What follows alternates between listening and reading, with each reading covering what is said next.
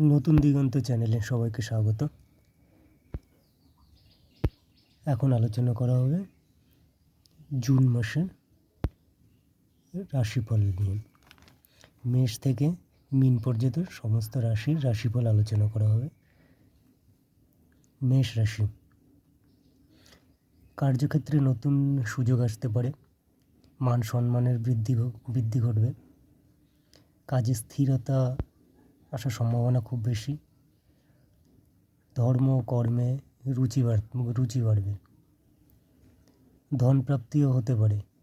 গুরুত্বপূর্ণ সিদ্ধান্ত বড়দের সাথে পরামর্শ করে নিলে ভালো রেজাল্ট পাওয়া যাবে। তবে চাকরিজীবীদের জন্য মোটামুটি সময়টা ভালোই। ব্যবসায়ীদের অলসতা ত্যাগ করতে হবে। অলসতা ত্যাগ করলে পরে ব্যবসা লাভ হতে পারে। আর স্বাস্থ্যক্ষেত্রে পেটের রোগ, মাথায় যন্ত্রণা ইত্যাদি হতে পারে। আর ওম হং হনুমতে নমঃ এই মন্ত্রের জপ করলে পরে ভালো রেজাল্ট পাওয়া যাবে। বৃষ রাশি, অর্থনৈতিক স্থিতি মোটামুটি শক্ত হবে। তবে টাকা পয়সা যখন ইনভেস্ট করা হবে, টাকা পয়সা ইনভেস্ট করার ক্ষেত্রেও আমার ভালো শুভ। ব্যবসায় খরচা বাড়বে। বিবাহের যোগ দেখা যায়। যাদের বিয়ে হয়নি তাদের বিয়ে হওয়ার সম্ভাবনা আছে। আর ছোঁয়াচে কোনো রোগ থেকে দূরে থাকা ভালো, কোনো ছোঁয়াচে রোগ হলেও হতে পারে। মন্ত্রের ক্ষেত্রে ওম দুং দুর্গায় নমঃ বা দুর্গা সপ্তশতীও পাঠ করা যেতে পারে। মিথুন রাশি, কার্যক্ষেত্রে একটু বেশি পরিমাণে খাটতে হবে। মাসের মাঝামাঝি সময় অর্থের আগমন হতে পারে, কিছু টাকা পয়সা আসতে পারে। তবে বুঝে কথা বলতে হবে, চিন্তা ভাবনা করে বুঝে কথা বলতে হবে। এবং অবশ্যই টাকা দেওয়ার সময় বা টাকা ধার দিতে গেলে চিন্তা ভাবনা করে তবেই টাকা ধার দিতে হবে। শিবের মন্ত্র পাঠ করা যেতে পারে, বাবা মহাদেবের শিবের মন্ত্র বা মহাদেবের পুজো করলেও কিন্তু মোটামুটি ভালো রেজাল্ট পাওয়া যাবে। এবার আসা যাক আমাদের কর্কট রাশি। কর্কট রাশির ক্ষেত্রে এই মাসটাতে সম্মান বৃদ্ধি পাবে, ধনের আগমন হতে পারে। বহুদিন ধরে আটকে থাকা যে কাজ আছে সেই কাজটাও আবার পুনরায় চালু হতে পারে। সময় মোটামুটি ভালোই যাবে।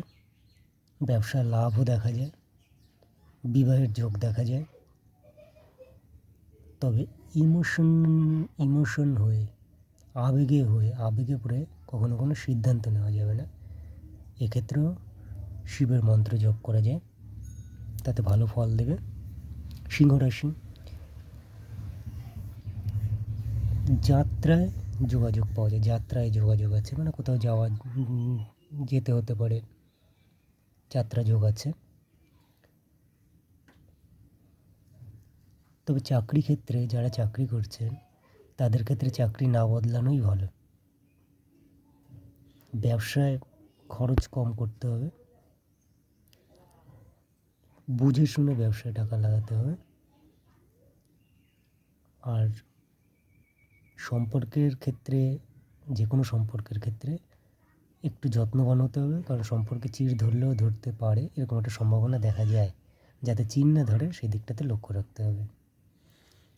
খাবার দিকের আর স্বাস্থ্যের দিকে বলতে গেলে খাবার দিকে একটু লক্ষ্য রাখা প্রয়োজন হবে, মানে পেটের সমস্যা দেখা দিতে পারে। সূর্যদেবের মন্ত্র ওম হ্রাং হ্রিম হ্রোম শাহ সূর্যায় নমঃ বা ওম ঘৃণী সূর্য আদিত্যায় নমঃ এই মন্ত্রের পাঠ করা যেতে পারে। সকালে ঘুম থেকে উঠে এই মন্ত্র পাঠ করলে পরে ভালো রেজাল্ট দেবে। কন্যা রাশি প্রথম 15 দিন ভালো। বাকি যে 15 দিন আছে, যে বাকি 15টা দিন কোনো রকম কাজে তাড়াহুড়ো করা যাবে না। দায়িত্বের সাথে কাজ কমপ্লিট করতে হবে। কথা আর ব্যবহার দুদিকটাতেই ভীষণভাবে লক্ষ্য রাখতে হবে। অনুচিত কথা, খারাপ কোনো কথা বা ব্যবহার যেন খারাপ না হয় সেদিকে লক্ষ্য রাখতে হবে। লক্ষ্য রাখলে পরে কিন্তু অর্থ আসলেও আসতে পারে। শারীরিক দিক মোটামুটি ঠিকঠাকই থাকবে। ওই একই কথা বলবো, শিবের মন্ত্র জপ করা বা শিবের পুজো দেওয়া দিলে পরে ভালো রেজাল্ট দেবে।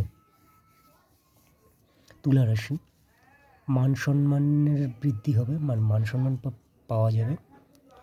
বিবেক বুদ্ধি দিয়ে সিদ্ধান্ত নিতে হবে। চাকরি না থাকলে, যদি চাকরি না থাকে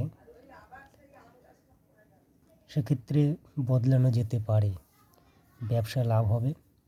বিবাদ থেকে, বহুদিনের যে বিবাদ ঝামেলা ঝঞ্ঝাট সেইখান থেকে মুক্তি লাভ হতে পারে। বিয়ের যোগাযোগ হতে পারে।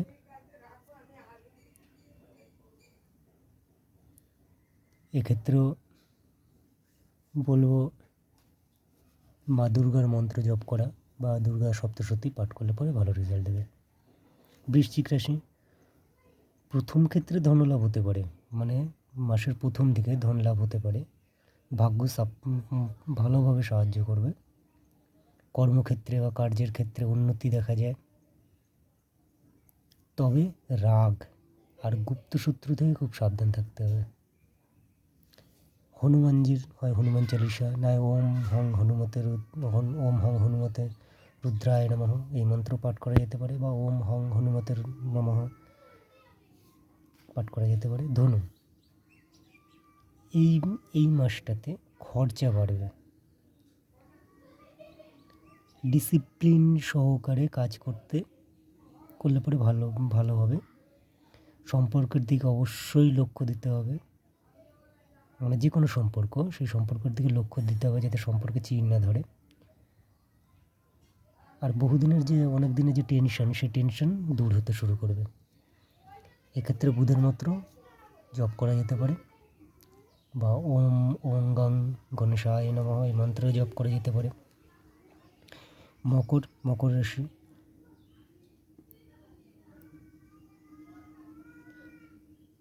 কাজের ক্ষেত্রে দেখা যায়, কাজের ক্ষেত্রে একটু বেশি করে চেষ্টা করতে হবে। ব্যবসায় খরচার দিকে লক্ষ্য দিতে হবে, না হলে খরচা বেশি হয়ে যাবে, হওয়ার যোগটাই বেশ দেখা যায়।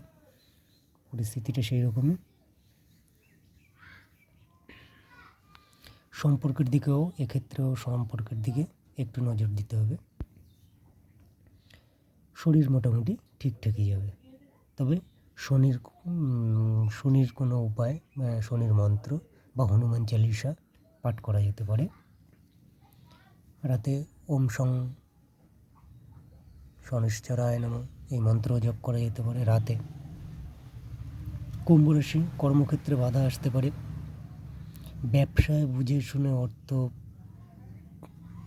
প্রয়োগ করতে হবে, অর্থ লাগাতে হবে।